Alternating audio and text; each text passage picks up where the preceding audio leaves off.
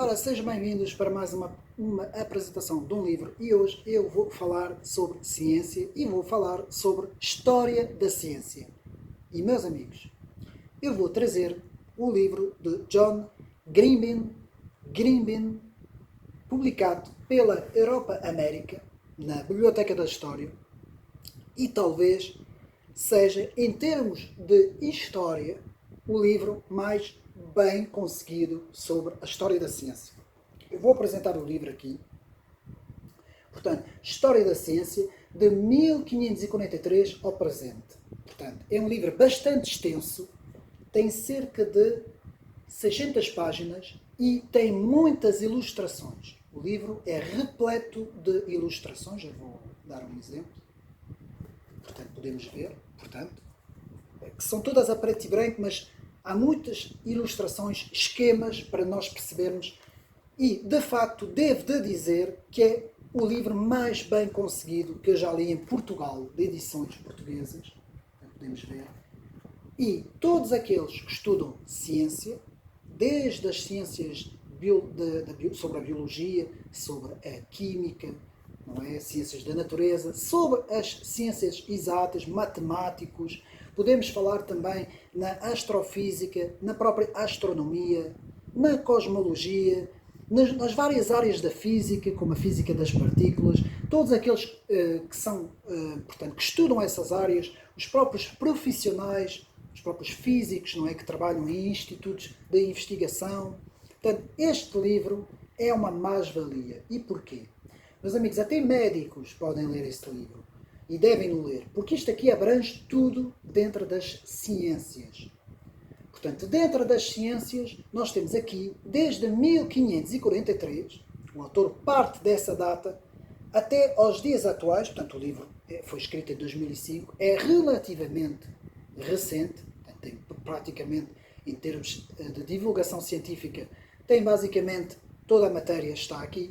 E digo-vos já, meus amigos, o livro começa nos inícios, portanto, a partir do século XVI, portanto, o Renascimento, tudo como começou a confrontação entre os dois modelos cosmológicos, não é? O modelo geocêntrico, ptolomaico, e o modelo heliocêntrico, Galileu, Copérnico e por aí fora, faz referências a Aristarco e outros autores que já na antiguidade tinham falado no modelo heliocêntrico. Portanto, há aqui uma série de... O livro é muito bem escrito, é por capítulos, estão a ver. É muito interessante este livro. Em termos de conhecimentos, meus amigos, ficamos aqui brindados, digamos assim, com um conhecimento vasto, tanto em história como em ciências.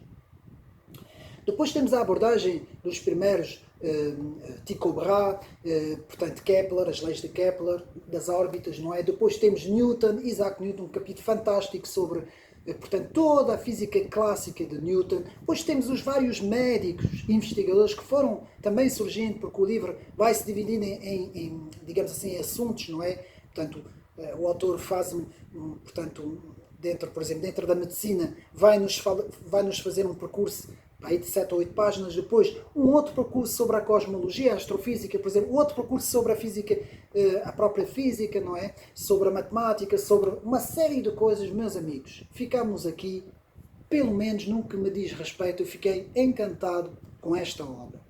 Então temos, portanto, os inícios, o homem do Renascimento, século XVI, depois temos os pais fundadores, século XVII, quando aparecem os grandes cientistas, e atenção, muitos deles eram cristãos. Atenção, quem tem fé pode e deve estar informado e deve ler os avanços fantásticos que houve no Ocidente, tanto por meio de reformadores como por meio de católicos, que foram importantes. Eram cientistas que nunca negaram a sua fé e sempre,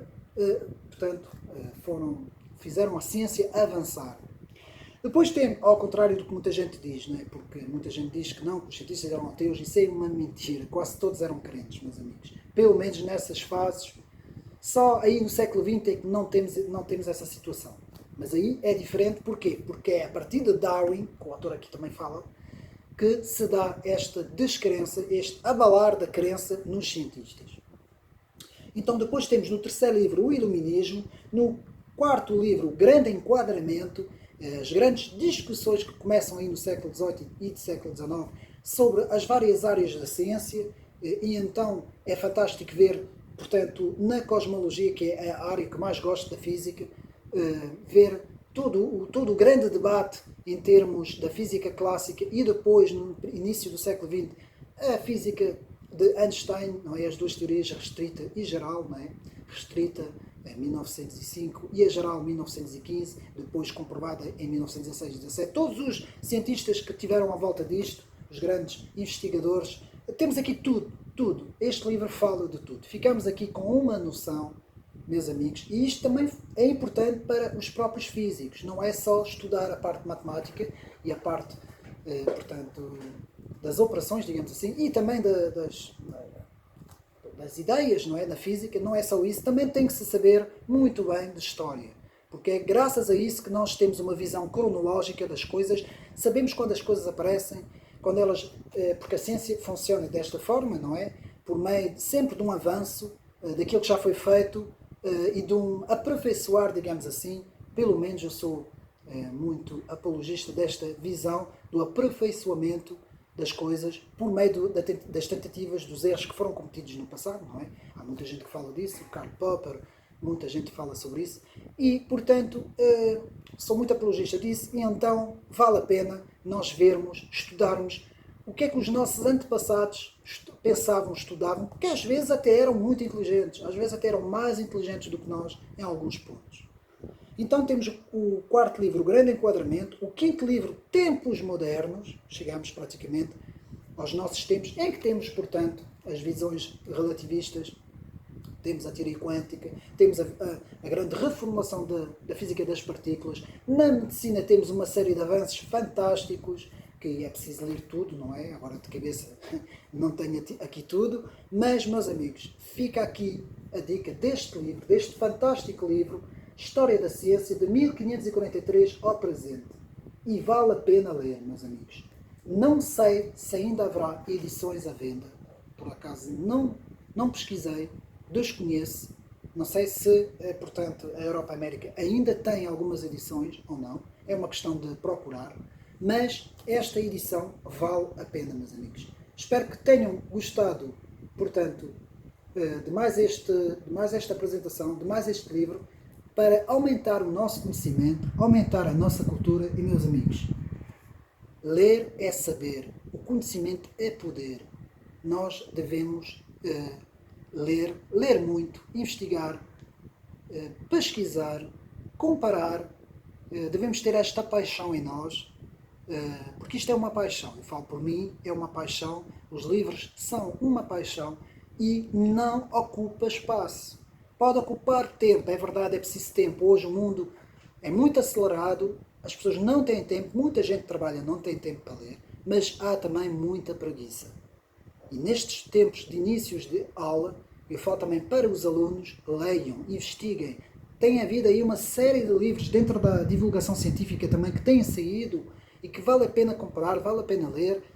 E, meus amigos, não é perder tempo, antes pelo contrário. Quanto mais sabermos, melhor estamos preparados para a vida à nossa volta, para estudar os fenómenos à nossa volta. Espero que mais uma vez tenham gostado. Portanto, História da Ciência, de 1543 ao presente, do autor John Grimling, que é, portanto, um especialista em História da Ciência e que nos brinda aqui com esta obra fantástica. Um abraço e até uma próxima.